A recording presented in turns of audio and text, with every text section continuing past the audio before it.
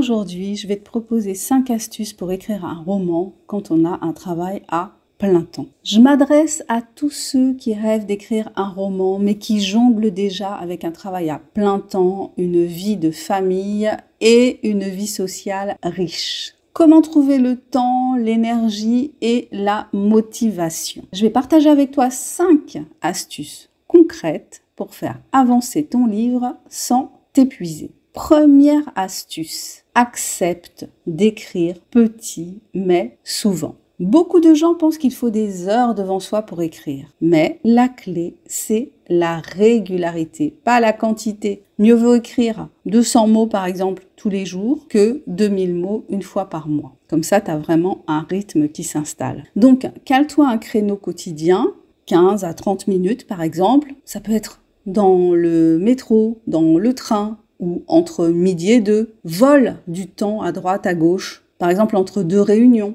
Si tu passes beaucoup de temps à regarder des séries ou à scroller sur ton téléphone, c'est du temps que tu peux facilement convertir à la création de ton œuvre. Mais il va falloir faire un petit effort parce que regarder et scroller, ce sont des loisirs passifs, alors qu'écrire, mine de rien, c'est un loisir actif, très actif même, et qui demande un effort de discipline, autodiscipline. Mais si tu fais ce choix et si tu acceptes d'avancer comme ça petit à petit, eh ben, tu vas construire ton roman. Astuce numéro 2, planifie ton roman. On en a déjà parlé. Prends le temps qu'il faudra pour travailler sur au moins une trame afin de ne pas subir de panne sèche en matière d'imagination et de te retrouver bloqué face à la fameuse question. Et après, il se passe quoi? Si tu es plutôt un écrivain architecte, le temps passé à construire le plan détaillé de ton roman sera nécessaire pour toi. Tu en as besoin parce que tu es comme ça, tu fonctionnes d'une façon un petit peu obsessionnelle. C'est pas un défaut, au contraire. Prends ce temps, si tu en as besoin, c'est nécessaire pour vraiment bien avancer ensuite dans ton projet d'écriture. Si tu es plutôt un écrivain archéologue avec une idée du début,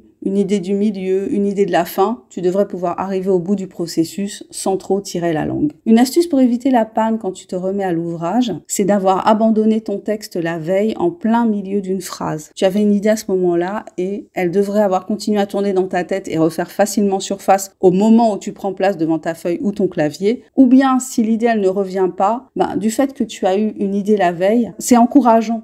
C'est-à-dire que si tu as eu une idée la veille, tu vas forcément en avoir une aujourd'hui. Astuce numéro 3, identifie ton meilleur moment pour écrire. Ça va être une question d'énergie. Il y a des gens qui sont plutôt du matin que du soir et elles vont trouver facile de se lever à 5 heures pour écrire alors que tout le monde dort dans la maison parce que ça va être un moment de grand calme. D'autres sont des couches tard et elles vont plutôt préférer travailler le soir, après 23 heures par exemple, ou dans la nuit. Pour d'autres encore, c'est un autre moment de la journée qui sera plus propice à la création littéraire. À toi de tester, vois quand tu es le plus productif et puis réserve ce créneau pour l'écriture de ton roman. Astuce numéro 4, il faut protéger ton temps d'écriture. Donc là, je mets vraiment il faut. Pendant ton créneau d'écriture, oublie ton téléphone, tes notifications, le reste, voilà, mets ton téléphone en mode d'avion, si c'est possible. Préviens ton entourage que tu es occupé et qu'il ne faut absolument pas te déranger durant le laps de temps que tu as décidé à consacrer à l'écriture. Donc, partage ton projet avec eux, dis-leur que c'est important et puis que, à tel moment, par rapport aux enfants, par exemple, maman ou papa est occupé pendant 15 minutes, laissez-moi tranquille. Certaines personnes peuvent travailler dans l'agitation. Elles ont même besoin d'avoir des bruits extérieurs pour se concentrer, aussi paradoxal que ça puisse paraître. D'autres ont besoin d'un calme relatif. Il peut y avoir des bruits, mais il ne faut pas que ce soit trop dérangeant. Et puis il y a d'autres personnes qui ont vraiment besoin d'un calme absolu. Donc, vois ce dont tu as besoin comme ambiance pour écrire, crée-la et surtout, comme je l'ai déjà dit, veille à ce que tes proches la respectent. Astuce numéro 5, dédramatiser et célébrer chaque avancée. Selon la façon dont tu considères l'écriture, un jardin totalement secret ou un jardin dans lequel les autres peuvent entrer, tu éprouveras le besoin de partager les étapes de ton parcours. L'idéal, c'est d'avoir au moins une personne dans ton entourage qui comprend ton projet et l'encourage. Ce n'est pas toujours le cas. Mais tu peux aujourd'hui trouver du soutien dans le monde virtuel. Beaucoup de gens écrivent et échangent à ce sujet sur les réseaux. C'est l'occasion parfois de faire de très belles rencontres. Rappelle-toi